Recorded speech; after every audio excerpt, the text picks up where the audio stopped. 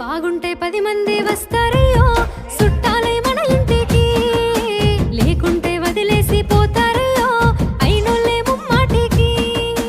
చూస్తున్న చుట్టంత కళ్ళతోని జరిగేది నాటకమే, నా ఒళ్ళు మా ఒళ్ళు అనిపించేది చేత చెల్లేటి కాగితమే.